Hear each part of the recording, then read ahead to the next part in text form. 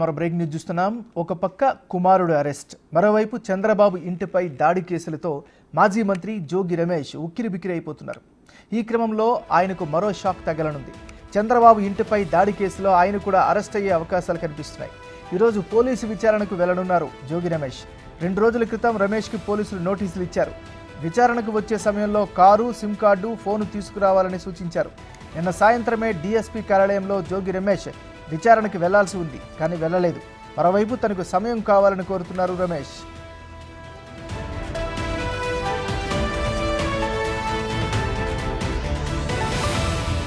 ఈ అంశానికి సంబంధించి మరింత తాజా సమాచారాన్ని మా రిపోర్టర్ శివ అందిస్తారు. శివ, ఈరోజు ఏం జరిగే అవకాశం ఉంది? చూస్తుంటే కనుక జోగి రమేష్ ఎపిసోడ్కి సంబంధించి కూడా ఇప్పటికే వరుసగా అతని కుమారుడిపై కేసులు నమోదు చేయడం, అతని కుమారుడు అరెస్ట్ అయ్యి ప్రస్తుతం విజయవాడ సబ్ జైల్లో నిందితుడిగా ఉన్న పరిస్థితి కనిపిస్తుంది.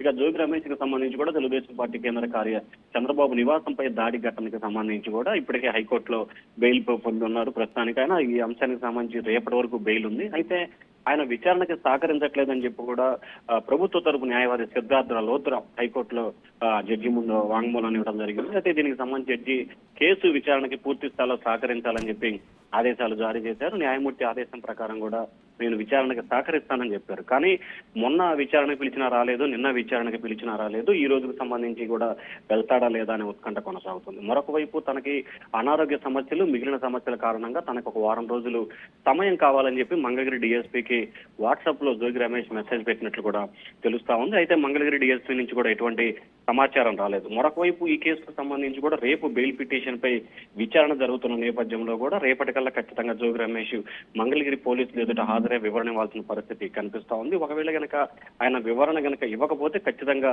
బెయిల్ ఏదైతే తాత్కాలిక బెయిల్ ఇచ్చారో బెయిల్ కూడా రద్దు చేసే అవకాశాలు అయితే కనిపిస్తా ఉన్నాయి. నాగరాజు, వైసీపీ నుంచి ఎలాంటి రియాక్షన్ ఉంది మొత్తం ఓవరాల్ గా డెవలప్మెంట్స్ కి సంబంధించి? శివ, చూస్తుంటే వైఎస్ఆర్సీపీకి సంబంధించి కూడా మొదటి నుంచి ఒకటే స్టాండ్ అవలంబిస్తున్నారు.